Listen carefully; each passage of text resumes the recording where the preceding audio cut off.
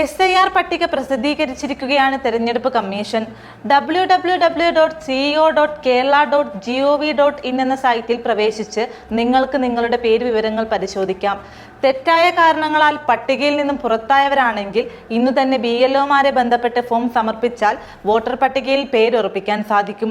ഇനി എങ്ങനെയാണ് ഈ പട്ടിക പരിശോധിക്കുക എന്ന് നോക്കാം. www.ceo.kerala.gov.in എന്ന സൈറ്റിൽ പ്രവേശിക്കുക. നിങ്ങളുടെ ജില്ല, നിയമസഭാ മണ്ഡലം, പോളിംഗ് സ്റ്റേഷൻ എന്നിവ തിരഞ്ഞെടുക്കുക. ഡൗൺലോഡ് ചെയ്ത പട്ടികയിൽ വോട്ടർമാരുടെ വിശദാംശങ്ങൾ കാണാം. ക്രമനമ്പർ, തിരിച്ചറിയൽ കാർഡ് നമ്പർ, പേര്, ബന്ധുവിന്റെ പേര്, പുറത്താക്കിയിട്ടുണ്ടെങ്കിൽ അതിനുള്ള കാരണം എന്നിവയാണ് പട്ടികയിൽ ഉണ്ടാവുക.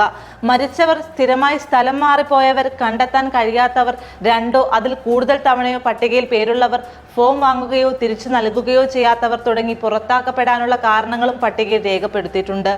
SIRന്റെ ഭാഗമായി കരട് വോട്ടർ പട്ടിക പ്രസിദ്ധീകരിച്ച ശേഷം അതിൽ ഉൾപ്പെടാത്തവരുടെ ബൂത്ത് തിരിച്ചുള്ള പട്ടിക നിയോജക മണ്ഡലാടിസ്ഥാനത്തിൽ പ്രസിദ്ധീകരിക്കുമെന്ന് മുഖ്യ തെരഞ്ഞെടുപ്പ് ഓഫീസർ അറിയിച്ചു. അംഗീകൃത രാഷ്ട്രീയ പാർട്ടിക്ക് പട്ടിക കൈമാറും. BLOമാരുടെ കയ്യിലും പട്ടികയുണ്ടാകും. ഇത് പൊതുജനങ്ങൾക്ക് പരിശോധിക്കാനും പേരുൾപ്പെടുത്താത്തതിന്റെ കാരണം മനസ്സിലാക്കാനും സാധിക്കും. പരാതികളും ആക്ഷേപങ്ങളും 2025 ഡിസംബർ 23 മുതൽ 2026 ജനുവരി 22 വരെ സമർപ്പിക്കാം.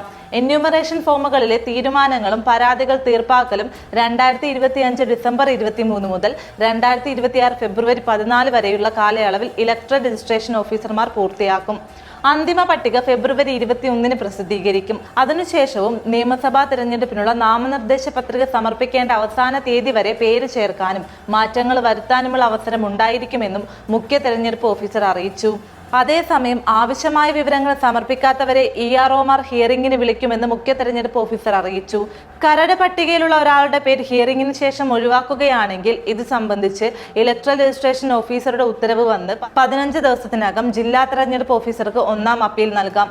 ഒന്നാം അപ്പീലിലെ ഉത്തരവ് വന്ന് 30 ദിവസത്തിനകം ചീഫ് ഇലക്ടറൽ ഓഫീസർക്ക് രണ്ടാം അപ്പീലും നൽകാം.